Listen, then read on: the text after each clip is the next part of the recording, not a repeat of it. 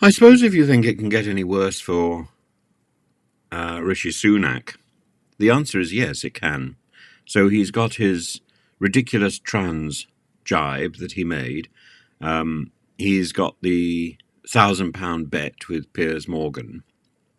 And this week he's got two by-elections that he's likely to lose.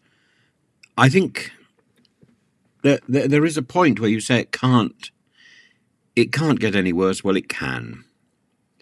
And the jibe over the Prime Minister's gambling habit, that's what he had expected to focus on, but instead he managed to dig himself his own hole with the trans jibe, because he doesn't seem to be able to think out of the box. Face to face, he's a perfectly charming, positive individual who seems to remember who people are, but the moment he gets into the chamber and has to do a sort of public thing, this rictus grin comes on his face, and he's playing to a crowd that isn't very nice. It's as if he wants to appease the bullies. And attacking Esther, ghey, and attacking Brianna ghey, I think I should say. All of that was so unnecessary. Now, I personally think a lot of that was set up by Labour. I think if I can read Rishi Sunak, so can Labour. And Rishi Sunak's failures and character problems are almost worse than Liz Truss's. Liz Truss was a walking testament of inadequacy.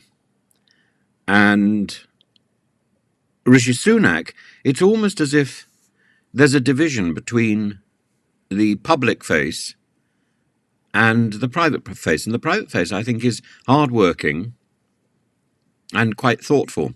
The public face, the bit that does the public things, is hopeless. And you need both to be Prime Minister, to be a good Prime Minister. Does Sir Keir Starmer have both? I think he's had a lot of practice as a barrister.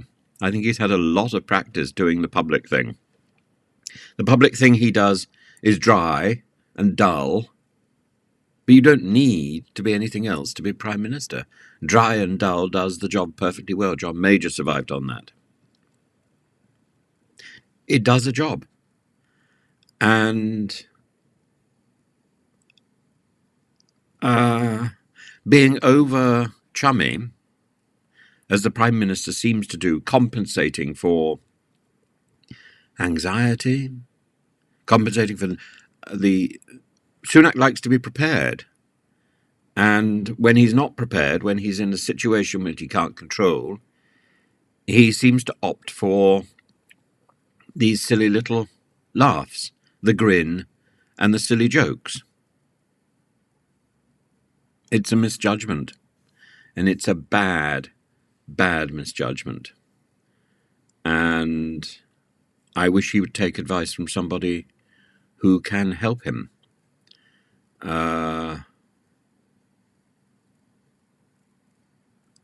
the moment, I don't think he can. Even trying to sort out issues like Palestine and Israel, our long-standing position has been that we will recognize a Palestinian state at a time that is most conducive to the peace process. That's not exactly what Cameron is saying. Cameron is saying that we will recognize a Palestine state in order to push the peace process. And I think under pressure, Sunak doesn't listen.